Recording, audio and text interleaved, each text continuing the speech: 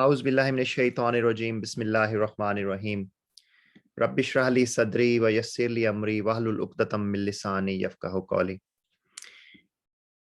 ऐ अल्लाह मेरा सीना खोल दे और मेरी ज़बान की गिरें खोल दे ताकि मैं आज जो प्रेजेंट करने जा रहा हूँ वो आसानी से अपने दोस्तों तक पहुँचा सकूँ। आज बड़ी मज़ेदार है हमारी प्रेजेंटेशन और मुख्तसर है। वैसे मैं आज दो सूरतें प्रेजेंट करना चाह रहा था लेकिन मेरा डे काफ़ी ज़्यादा बिजी था तो इसलिए मैं उसको कंप्लीट नहीं कर सका। तो फिर आज आप सूरह हामीम सजदा जो है इसी पर इक्तफा करें। तो थोड़ा सा वार्म अप करता हूँ। माजिद भाई आपकी बारी सबसे एंड पे है, ठीक है ना? अपने माइक अनम्यूट करके बताएं जी what is the meaning of ज़िन्नूरैन। ये हजरत उस्मान गनी जो रज़ी अल्लाह ताला अन्हो का लक़ब है, इसका मतलब क्या है? तुक्का मार दें? बिल्कुल तुक्का मार दे।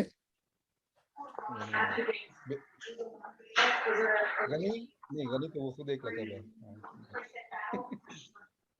कोई और तुक्का मार दे, बता दे। इनके साथ दो नूर हैं और इनकी शादी जो है वो हज़रत की दो बेटियों से हुई थी। बिल्कुल, आज के विनर जो हैं वो अमार भाई हैं। तो आपको पता है हज़रत उस्मान गनी जो हैं वो 2 दफ़ा हज़रत मोहम्मद सल्लल्लाहु अलैहि वसल्लम के दामाद बने हैं। हज़रत रुकैया और हज़रत उम्मे कुलसूम रज़ी अल्लाह ताला अन्हा दोनों उनके अक़द में आई हैं। तो दो इसलिए उनको कहते हैं दो नूरों वाले।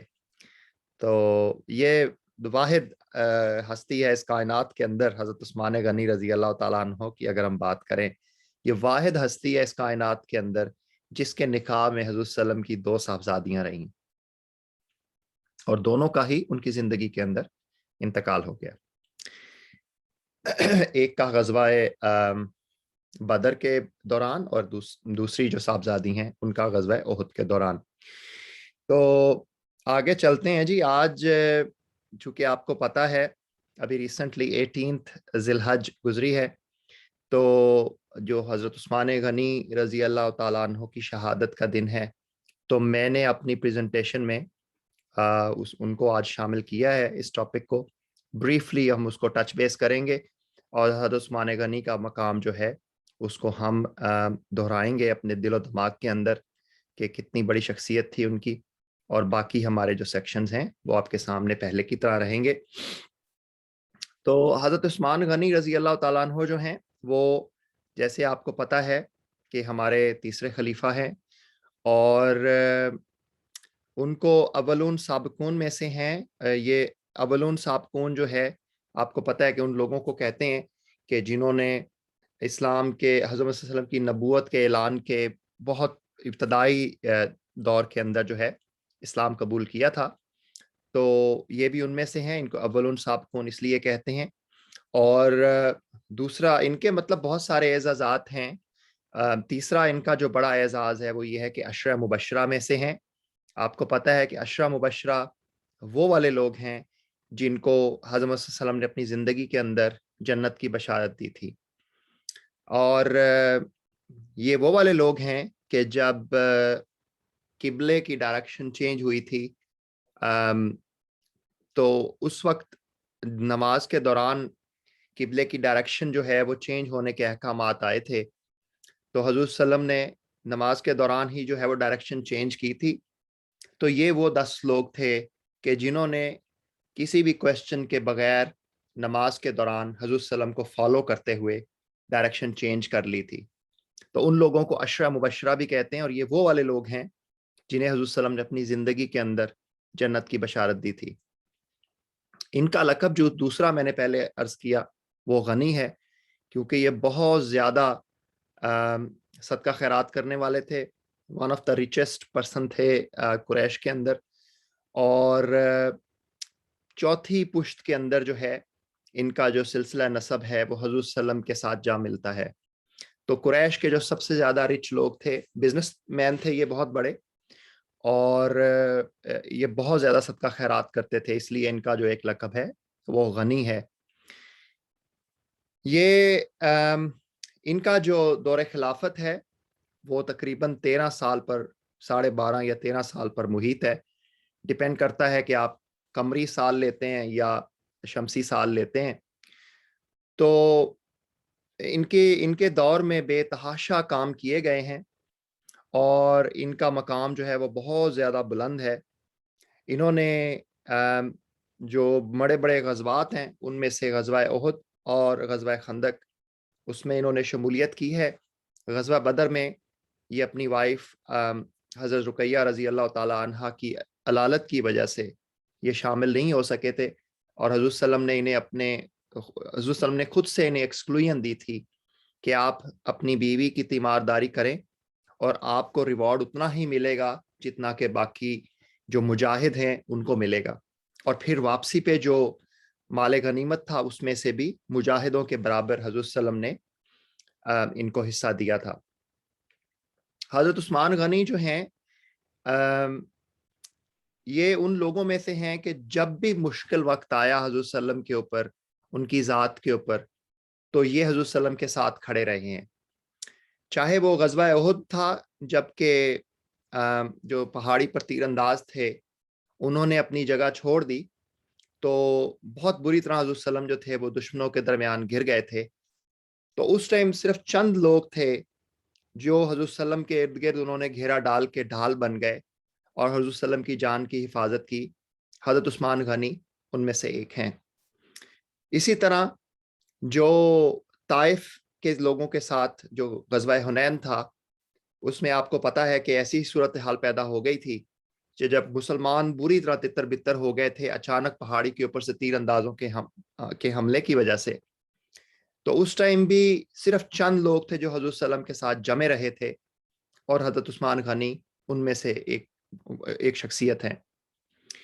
جو صلح حدیبیہ ہوا ہے اس دوران حضور صلی اللہ علیہ وسلم نے حضرت عثمان غنی کو جو ہے وہ اپنا نمائندہ بنا کے بھیجا تھا کفار کے ساتھ گفت و شنید کرنے کے لیے. تو انہوں نے جو حضرت عثمان ہے ان کو آفر کی کہ بھائی ہم آپ کو تو عمرے کے لیے جانے دیتے ہیں، آپ کے ساتھیوں کو ہم نہیں جانے دیں گے. تو انہوں نے کہا تھا کہ میں اکیلا نہیں ایسے کیسے ہو سکتا ہے کہ میں جا سکوں. تو انہوں نے پھر زبردستی انہیں مکہ میں روک لیا تھا، اور پھر حضور صلی اللہ علیہ وسلم اور ان کے ساتھیوں کو ایسے خبر ملی تھی کہ شاید ان کو شہید کر دیا گیا ہے. تو لہٰذا جب وہ بیعت رضوان آپ کو پتہ ہے جو بہت ہی مشہور بیعت ہے جو کہ صلح حدیبیہ اور بعد میں فتح مکہ کی بنیاد بنی، وہ بیعت جب حضور صلی اللہ علیہ وسلم نے لی اپنے جو 7 صحابہ تھے، تو اپنے دوسرے ہاتھ کو حضرت عثمان غنی کا ہاتھ جو ہے نا وہ خیال کرتے ہوئے اور بتاتے ہوئے دوسرے ہاتھ کو اپنے ہاتھ پہ رکھا کہ یہ والا جو ہاتھ ہے نا یہ عثمان کا ہاتھ ہے.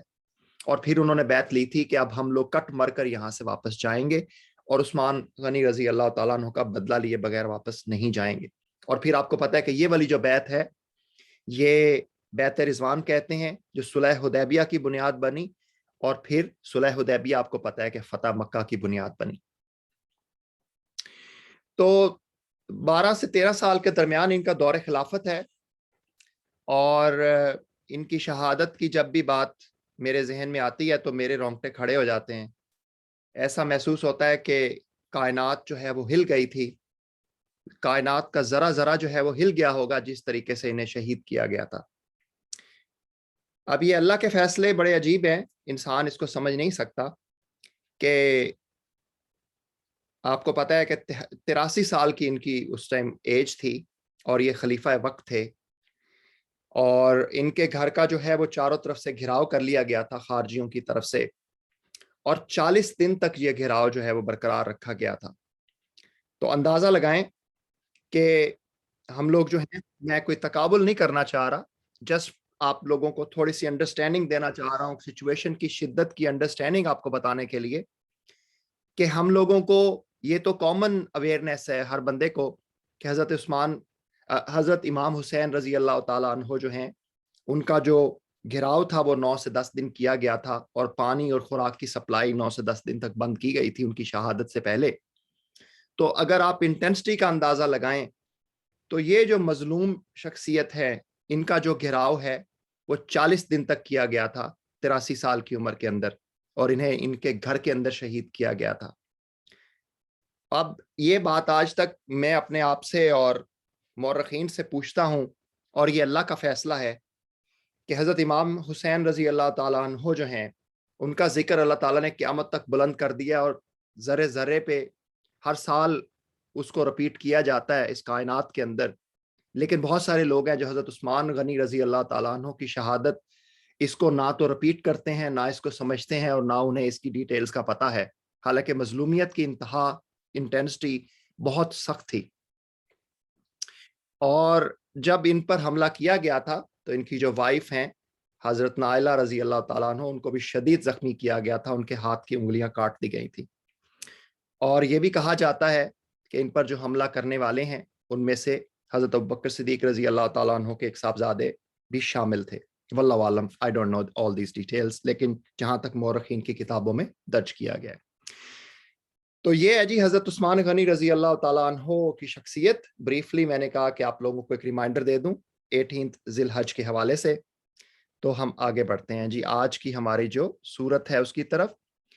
تو ویسے میں یہ سوال پوچھنے جا رہا تھا، لیکن جذبات کی شدت میں یہ سوال پوچھنا بھول گیا کہ سورہ حامیم سجدہ جو ہے اس کا دوسرا نام کیا ہے. اب شاید آپ لوگوں نے پڑھ لیا ہوگا، کوئی بتائے گا ذرا مائک انمیوٹ کر کے؟ کیوں جی، کوئی موجود ہیں؟ سب لوگ سو گئے ہیں، بور کر دیا میں نے جی. میں نے کہا ماجد بھائی بتائیں نا آپ. جی ماجد بھائی، میں پڑھ لیا، میں نہیں دسنا ہوں. اچھا آپ نے پڑھ لیا. چلیں جی لیٹس موو آن. تو سورہ فصلت کے نام سے یہ والی سورت بھی کافی حد تک پہچانی جاتی ہے جی. یہ قرآن پاک کا 41 چیپٹر ہے. اس کے 6 رکوع ہیں اور 54 آیات ہیں. درمیانے سائز کی صورتوں میں سے نسبتاً چھوٹے سائز کی صورت ہے. اور یہ حضرت جو حضور صلی اللہ علیہ وسلم کے چچا حضرت حمزہ رضی اللہ تعالیٰ عنہ ہیں، ان کے اسلام لانے کے بعد اور حضرت عمر فاروق رضی اللہ تعالیٰ عنہ کے اسلام لانے سے پہلے مکی زندگی کے اندر یہ والی صورت نازل ہوئی ہے. اور اس کے ساتھ جو فیمس ریلیشن شپ بتایا جاتا ہے وہ یہ ہے جی کہ جو حضرت ابو سفیان رضی اللہ تعالیٰ عنہ ہیں، ان کے جو خسر تھے عقبہ بن ربیعہ، یہ اپنے سارے ساتھیوں کے ساتھ ایک دن بیٹھے ہوئے تھے خانہ کعبہ کے اندر، اور حضور صلی اللہ علیہ وسلم بھی ایک دوسرے کونے میں بیٹھے عبادت کر رہے تھے. تو وہ حضور صلی اللہ علیہ وسلم کے پاس جاتے ہیں کہ میں ان کو سمجھا کے آتا ہوں کہ بھائی یہ کیا فساد برپا کر دیا ہے تم نے. تو یہ عقبہ جو ہے وہ جاتا ہے اور حضور صلی اللہ علیہ وسلم کو کہتا ہے کہ بھائی دیکھو، تم اگر تو تمہیں کوئی ذہنی بیماری ہے تو بتاؤ، ہم تمہارا علاج کرواتے ہیں. اگر تمہیں پیسہ چاہیے تو ہم تمہیں پیسہ دیتے ہیں. اگر تمہیں سرداری چاہیے تو ہم تمہیں اپنا سردار بنا دیتے ہیں. لیکن تم یہ فساد جو برپا کر رہے ہو، یہ جو تم نے رشتہ داروں کو آپس میں لڑا دیا ہے، پھوٹ ڈال دی ہے، اس کو تم ختم کر دو. تو اس کے جواب میں حضور صلی اللہ علیہ وسلم نے جو ہے وہ سورہ حامیم سجدہ کی تلاوت کی تھی، اور وہاں تک انہوں نے تلاوت کی ہے جہاں تک اس سورت کے اندر سجدہ آتا ہے. اور پھر سجدہ کر کے انہوں نے کہا تھا کہ اے ابن ولید، تم نے میرا جواب سن لیا ہے، اب تم جانو اور تمہارا کام جانے. تو اس کے جو مین سبجیکٹس ہیں وہ عقبہ نے جو الزامات لگائے تھے یا جو اس کے ذہن کا خناس تھا، ظاہر ہے اس نے حضور صلی اللہ علیہ وسلم کی نعوذ باللہ جو ذہنی کیفیت تھی اس پر شکوک و شبہات کا اظہار کیا، یا قرآن کے حوالے سے یا اللہ کی ذات کے حوالے سے اور قیامت کے حوالے سے. تو ان ساری باتوں کو یہاں پہ اللہ تعالیٰ نے جواب دیا ہے، اور وہی ہمارے مین سبجیکٹس ہیں. تو آیت نمبر 1 سے 4 کے اندر اللہ تعالیٰ فرماتے ہیں حامیم، یہ خدائے رحمان و رحیم کی طرف سے نازل کردہ چیز ہے، ایک ایسی کتاب جس کی آیات خوب کھول کر بیان کی گئی ہے. عربی زبان کا قرآن ان لوگوں کے لیے جو علم رکھتے ہیں، بشارت دینے والا اور ڈرانے والا. اب جو بھی قرآن پاک کی انٹرپریٹیشن غلط کرے گا اس کے لیے دیکھیں جی، جو لوگ ہماری آیات کو الٹے معنی پہناتے ہیں وہ ہم سے کچھ چھپے ہوئے نہیں ہیں. خود ہی سوچ لو کہ آیا وہ شخص بہتر ہے جو آگ میں جھونکا جانے والا ہے، یا وہ جو قیامت کے روز امن کی حالت میں حاضر ہوگا. کرتے رہو جو کچھ تم چاہو، تمہاری ساری حرکتوں کو اللہ دیکھ رہا ہے.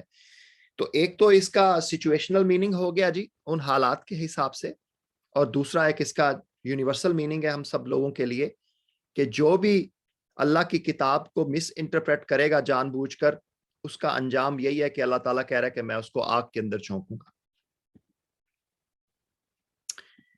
تو اگر جی آپ کے آرگومنٹس کی بنیاد قرآن پاک ہے تو دنیا کی کوئی بھی طاقت آگ کو جو ہے نا وہ غلط ثابت نہیں کر سکتی۔ یہ بات اپنے دل و دماغ کے اندر آپ بٹھا لیں۔ یہ وہ لوگ ہیں جن کے سامنے کلام نصیحت آیا تو انہوں نے اسے ماننے سے انکار کر دیا، مگر حقیقت یہ ہے کہ یہ ایک زبردست کتاب ہے، باطل نہ سامنے سے اس پر آ سکتا ہے نہ پیچھے سے، یہ ایک حکیم و حمید کی نازل کردہ چیز ہے۔ اب ان کا جو ایک بہت بڑا یہ تھا جی، بار بار کہتے تھے جی کہ اگر یہ واقعی خدائی کتاب ہے تو بھائی کسی فورن لینگویج کے اندر اس کو پریزنٹ کرو۔ تو اللہ اس کا جواب دے رہے ہیں کہ اگر ہم اس کو اجمی قرآن بنا کر بھیجتے تو یہ لوگ کہتے کیوں نہ اس کی آیات کو کھول کر بیان کی، کیوں نہ بھائی اسے ایسی لینگویج میں بتایا گیا کہ جس کی ہمیں سمجھ آتی۔ کیا عجیب بات ہے کہ کلام اجمی ہے اور مخاطب عربی۔ ان سے کہو یہ قرآن ایمان لانے والوں کے لیے تو ہدایت اور شفا ہے، مگر جو لوگ ایمان نہیں لاتے ان کے لیے یہ کانوں کی ڈاٹ اور آنکھوں کی پٹی ہے۔ ان کا حال تو ایسا ہے جیسے ان کو دور سے پکارا جا رہا ہو۔ تو یہ بڑا سمپل سا ہے جی کہ اگر کسی اور لینگویج میں ہوتی تو پھر انہوں نے کہنا تھا کہ بھائی اس کی تو ہمیں سمجھ ہی نہیں آتی، یہ کسی اور لینگویج میں کیوں اتاری گئی ہے یہ کتاب۔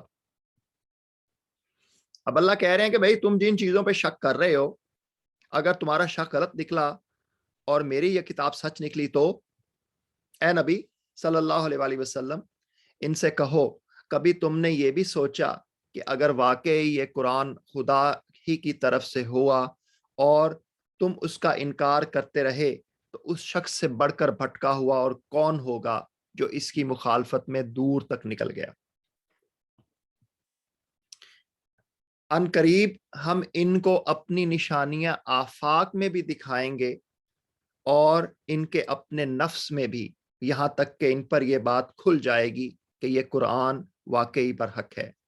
تو ایک تو یہاں پر اس کا سچویشنل اور جو ایکچوئل میننگ جو ہے وہ آپ کو پتہ چل رہا ہے، اور دوسرا اس کا یونیورسل میننگ ہم ساروں کے لیے یہ ہے کہ ہم میں سے جو شخص بھی جو ہے وہ حقیقت کی تلاش میں ہوگا، اللہ تعالیٰ کہہ رہے ہیں کہ ہمارے نفس کے اندر بھی اور آفاق کے اندر بھی جا بجا اللہ تعالیٰ جو ہے نا قرآن اور اللہ تعالیٰ اپنی ذات اور اپنی خدائی اور اپنی قدرت کی نشانیاں اس کو اللہ تعالیٰ دکھائیں گے۔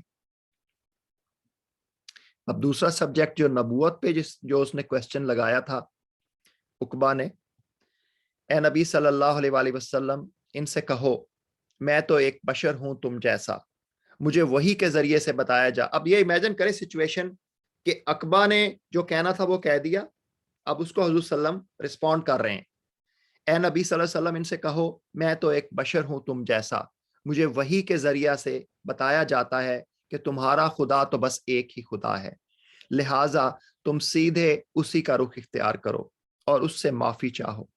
تباہی ہے ان مشرکوں کے لیے جو زکوٰۃ نہیں دیتے اور آخرت کے منکر ہیں۔ اب تیسرا جو سبجیکٹ ہے وہ اللہ تعالیٰ کے حوالے سے ہے، یہ اسی کو عقبہ کو جواب دیا ہے۔ اے نبی صلی اللہ علیہ وآلہ وسلم ان سے کہو کیا تم اس خدا سے کفر کرتے ہو اور دوسروں کو اس کا ہمسر ٹھہراتے ہو جس نے زمین کو 2 دنوں میں بنا دیا؟ وہی تو سارے جہان والوں کا رب ہے، اس نے زمین کو وجود میں لانے کے بعد اوپر سے اس پر پہاڑ جما دیے اور اس میں برکتیں رکھ دیں اور اس کے اندر سب مانگنے والوں کے لیے ہر ایک کی طلب و حاجت کے مطابق ٹھیک اندازے سے خوراک کا سامان مہیا کر دیا۔ یہ سب کام 4 دن میں ہو گئے۔ پھر وہ آسمان کی طرف متوجہ ہوا جو اس وقت محض دھواں تھا۔ اس نے آسمان اور زمین سے کہا وجود میں آ جاؤ، خواہ تم چاہو یا نہ چاہو۔ دونوں نے کہا ہم آ گئے فرما برداروں کی طرح۔ تب اس نے 2 دنوں کے اندر 7 آسمان بنا دیے اور ہر آسمان میں اس کا قانون وہی کر دیا، اور یعنی کہ ہر آسمان کا جو ایک قانون تھا وہ اس کے اندر بنا دیا کہ کس طریقے سے اس کا نظام چلنا ہے۔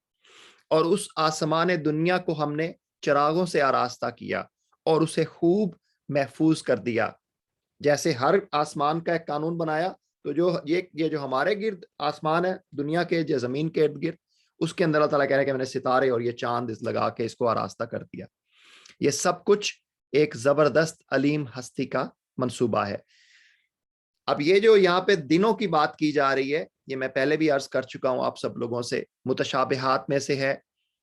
nobody knows کہ ان دنوں کی ڈیوریشن کتنی ہے. یہ 24 گھنٹے کے ہیں، 24 سیکنڈ کے ہیں، کتنی ڈیوریشن ہے ان دنوں کی، اس کو کوئی نہیں جانتا. یہ متشابہات میں سے ہیں.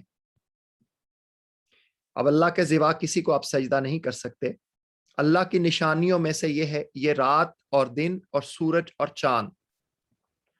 سورج اور چاند کو سجدہ نہ کرو، بلکہ اس خدا کو سجدہ کرو جس نے انہیں پیدا کیا ہے، اگر فی الواقع تم اسی کی عبادت کرنے والے ہو. لیکن اگر یہ لوگ غرور میں آ کر اپنی ہی بات پر اڑے رہیں تو پرواہ نہیں. جو فرشتے تیرے رب کے مقرب ہیں وہ شب و روز اس کی تسبیح کر رہے ہیں اور کبھی تھکتے نہیں ہیں. تو اللہ کو اس سے بھائی کوئی فرق نہیں پڑتا کہ تم اس کی عبادت کرو یا نہ کرو. اللہ کی ذات جو ہے نا وہ بے نیاز ہے. اور چوتھا جو آنسر ہے وہ قیامت کے حوالے سے ہے، روز محشر کے حوالے سے ہے. اور یہ والی بات پچھلی پریزنٹیشنز میں بھی میں عرض کر چکا ہوں، یہ بات دہرائی جا رہی ہے کہ قیامت والے دن یہ جو قوانین نیچر آج لاگو ہیں کہ آنکھیں دیکھتی ہیں اور کان سنتے ہیں، یہ والے جو قوانین نیچر ہیں کہ ہمیں آکسیجن چاہیے ہے، ہمیں پینے کے لیے پانی چاہیے، یہ سارے کے سارے قوانین قیامت کے بعد چینج ہو جائیں گے. ضروری نہیں ہے کہ صرف آنکھیں ہی دیکھیں گی، ہو سکتا ہے آنکھیں سنیں بھی اور بولیں بھی. یہ اللہ نے بتا دیا یہاں پہ. ان کی آنکھیں اور ان کے جسم کی کھالیں ان پر گواہی دیں گی کہ وہ دنیا میں کیا کچھ کرتے رہے ہیں. وہ اپنے جسم کی کھالوں سے کہیں گے تم نے ہمارے خلاف گواہی کیوں دی؟ وہ جواب دیں گی ہمیں اس خدا نے گویائی دی ہے جس نے ہر چیز کو گویا کر دیا ہے. اسی نے تم کو پہلی مرتبہ پیدا کیا تھا اور اب اسی کی طرف تم واپس لائے جا رہے ہو. تم دنیا میں جرائم کرتے وقت جب چھپتے تھے تو تمہیں یہ خیال نہ تھا کہ کبھی تمہارے اپنے کان اور تمہاری آنکھیں اور تمہارے جسم کی کھالیں تم پر گواہی دیں گے. تو اس حوالے سے پھر اللہ نے اگزامپل دی ہے کہ جن لوگوں نے میری ان ساری باتوں پہ ایمان نہیں لے کے آئے ماضی کے اندر، عاد اور سمود کی جو قومیں ہیں ان کو بھی میں نے برباد کر دیا تھا. اور قریش کو وارننگ دی ہے کہ اگر تم انہی کے راستے پہ چلنا چاہتے ہو اور چلو گے تو تم لوگوں کے ساتھ بھی انجام ویسا ہی ہوگا. اور اللہ کی اور جو ڈے آف ججمنٹ پہ جو ان کا کویسچن مارک تھا کہ بھائی کیسے مری ہوئی ہڈیاں زندہ ہو جائیں گی، اس کا دوبارہ سے اللہ نے رسپونڈ کیا ہے کہ اللہ کی نشانیوں میں سے یہ ایک ہے کہ تم دیکھتے ہو زمین سونی پڑی ہوئی ہے، پھر جوں ہی کہ ہم نے اس پر پانی برسایا یکا یک وہ بھبک اٹھتی ہے اور پھول جاتی ہے. یقیناً جو خدا اس مری ہوئی زمین کو جلا اٹھاتا ہے وہ مردوں کو بھی زمین بخشنے والا ہے، مردوں کو بھی زندگی بخشنے والا ہے. یقیناً وہ ہر چیز پر قدرت رکھتا ہے. تو یہ ہمارا مین تھیم یہاں تک مکمل ہوا چاہتا ہے. اب جو کچھ اور ٹاپکس ہیں ایک دو میں ان کو ہائی لائٹ کر دیتا ہوں چند ایک، اور پھر آج کی ہماری پریزنٹیشن اختتام پذیر ہوتی ہے. آیت نمبر 25 کے اندر اللہ تعالیٰ بتاتے ہیں کہ ہم نے ان پر ایسے ساتھی مسلط کر دیے تھے جو انہیں آگے اور پیچھے ہر چیز خوشنما بنا کر دکھاتے تھے.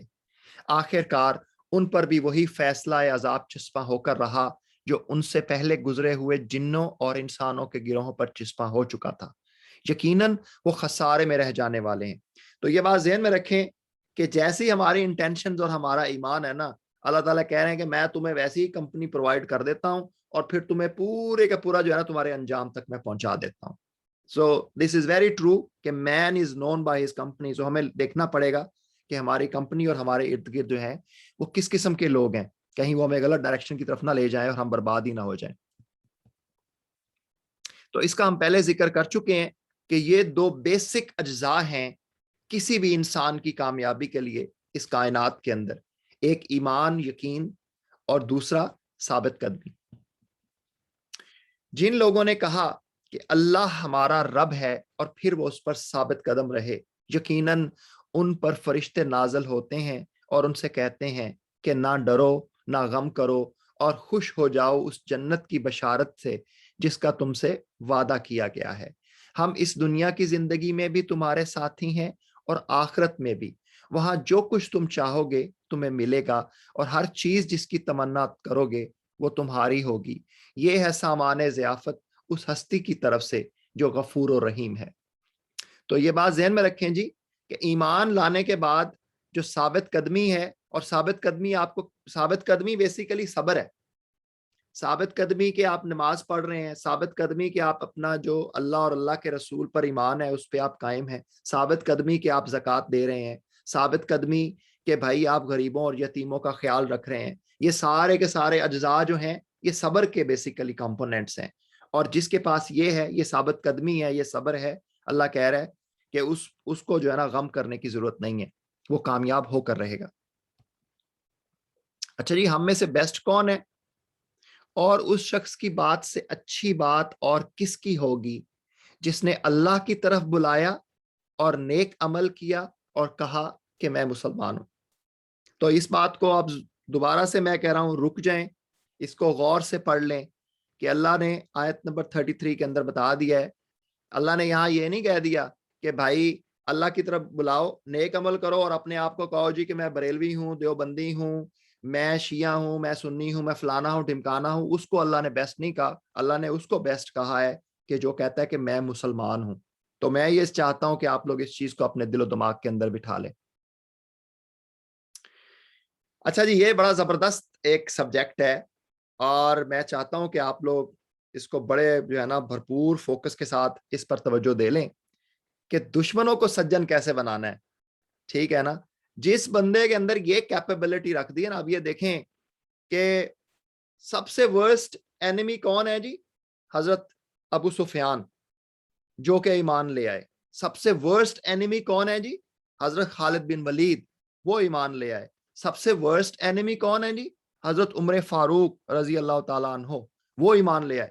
تو اگر آپ کے پاس یہ ریسیپی ہے تو پھر تو آپ کو اس دنیا اور آخرت کے اندر کوئی طاقت نہیں کہ جو آپ کو کامیاب ہونے سے روک سکے. تو وہ ریسیپی کیا ہے وہ اللہ نے بتا دیا ہے اس صورت کے اندر. اب یہ ہم پہ ڈیپینڈ کرتا ہے ہم اس پہ عمل کرتے ہیں یا نہیں کرتے. اور اے نبی صلی اللہ علیہ وسلم، نیکی اور بدی یکساں نہیں ہیں. تم بدی کو اس نیکی سے دفع کرو جو بہترین ہو. تم دیکھو گے کہ تمہارے ساتھ جس کی عداوت پڑی ہوئی تھی وہ جگری دوست بن گیا ہے.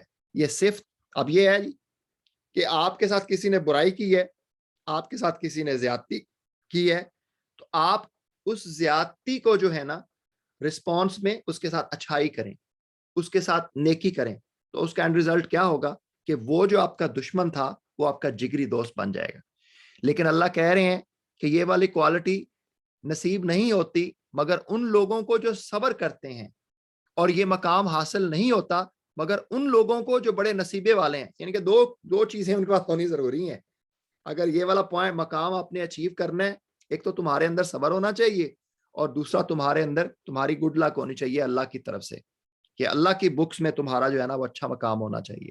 لیکن اب اس کے ساتھ جو ہرڈل ہے اللہ نے وہ بھی یہاں پہ بتا دی ہے کہ جب یہ ہم برائی کے رسپانس میں اچھائی کرنا چاہیں گے تو جو ہرڈل آئے گی وہ کیا ہوگی کہ اور اگر تم شیطان سے کوئی اکساہٹ محسوس کرو گے تو اللہ کی پناہ مانگ لو کہ جب یہ رکاوٹ آئے گی، وہ رکاوٹ کیا ہوگی کہ شیطان آپ کو اکسانے کی کوشش کرے گا، شیطان آپ کو روکنے کی کوشش کرے گا کہ بھائی یہ کام نہ کرو. تو اس وقت آپ نے اللہ سے پناہ مانگنی ہے اور اللہ سے دعا مانگنی ہے، تو پھر آپ یہ کام کر سکیں گے. تو اس کو دوبارہ دیکھ لیں جی کہ اگر آپ نے دشمنوں کو سجن بنانا ہے، دنیا میں کامیاب ہونا ہے، اگر آپ دیکھیں نا، آپ فرینڈز کو فرینڈز تو رکھ سکتے ہیں لیکن آپ آگے کیسے بڑھیں گے وہ اس وقت بن سکتے ہیں جب آپ دشمنوں کو سجن بنانے کی کوالٹی ہو آپ کے اندر. اور وہ اس وقت ہوگا جب آپ لوگوں کی زیادتیوں کا جواب اچھائیوں کے ساتھ دیں گے. نبی صلی اللہ علیہ وسلم کے اوپر کوڑا پھینکا جا رہا ہے لیکن وہ یہ نہیں ہے کہ اس کے رسپانس میں ان کے اوپر کوڑا پھینک رہے ہیں یا ان کو پتھر مار رہے ہیں. اب دیکھیں حضرت عمر فاروق رضی اللہ تعالیٰ عنہ جب آئے ہیں حضرت وسلم کے پاس ایمان لانے کے لیے تو صحابہ جو تھے وہ تلواریں لے کے کھڑے ہو گئے کہ یہ سب سے بڑا دشمن اسلام آ گیا، ہم اس کی گردن اڑا دیں گے. تو حضور صلی اللہ علیہ وسلم نے کیا کہا سب کو کہ بیٹھ جاؤ، میں خود ڈیل کر لوں گا عمر کے ساتھ. اور وہ پھر اس آئے کس لیے تھے؟ ایمان لانے کے لیے آئے تھے. اب یہ ہے جی کہ اگر آپ یہ ساری جو اللہ نے کہا ہے کہ میری عبادت کریں، میرے پہ ایمان لائیں، یہ سارا کچھ اگر آپ کر رہے ہیں تو اللہ کی ذات پہ کوئی احسان نہیں کر رہے. یہ پہلے بھی بتا چکے ہیں، اللہ ان ساری چیزوں سے بے نیاز ہے. جو کوئی نیک عمل کرے گا وہ اپنے لیے ہی اچھا کرے گا، جو بدی کرے گا اس کا وبال اسی پر ہوگا. اور تیرا رب اپنے بندوں کے حق میں ظالم نہیں ہے. انسانی نیچر جگہ جگہ اللہ تعالیٰ نے ڈسکرائب کی ہے کہ انسان کبھی بھلائی کی دعا مانگتے نہیں تھکتا. وہ بس یہ کہتا ہے اللہ میں نے اے فائدہ کر دے، میرا اے کم کر دے، میرا اے کم کٹا دے، میری بیماری دور کر دے. اور جب کوئی آفت اس پر آ جاتی ہے تو مایوس و دل شکستہ ہو جاتا ہے. مگر جو ہی کہ سخت وقت گزر جانے کے بعد ہم اسے اپنی رحمت کا مزہ چکھاتے ہیں، یہ کہتا ہے کہ میں اسی کا مستحق ہوں. وہ مطلب اترانے لگ جاتا ہے، کہتا جی یہ تو میں مطلب میرے اپنا اس میں تھا نا جی، میری وجہ سے، میری اپنی قابلیت تھی جس وجہ سے مجھے یہ ملا ہے. اور میں نہیں سمجھتا کہ قیامت آئے گی، لیکن اگر واقعی میں اپنے رب کی طرف پلٹایا گیا تو وہاں بھی مزے کروں گا. یا ایسے لگتا ہے کہ جیسے اللہ نے ان کو کوئی گارنٹی دی ہوئی ہے، کوئی سرٹیفکیٹ دیا ہوا ہے. حالانکہ کفر کرنے والوں کو لازماً ہم تباہ کر کے رہیں گے کہ وہ کیا کر کے آئے، اور ہم انہیں بڑے گندے عذاب کا مزہ چکھائیں گے. انسان کو جب ہم نعمت دیتے ہیں تو وہ منہ پھیرتا ہے اور اکڑ جاتا ہے، اور جب اسے کوئی آفت چھو جاتی ہے تو لمبی چوڑی دعائیں کرنے لگ جاتا ہے. یہ ہم ساروں کا یہی رویہ ہے جی اللہ کے ساتھ. اور یہ کتنی دیکھنا کتنا بڑا ظلم ہے. صدق اللہ العلی العظیم.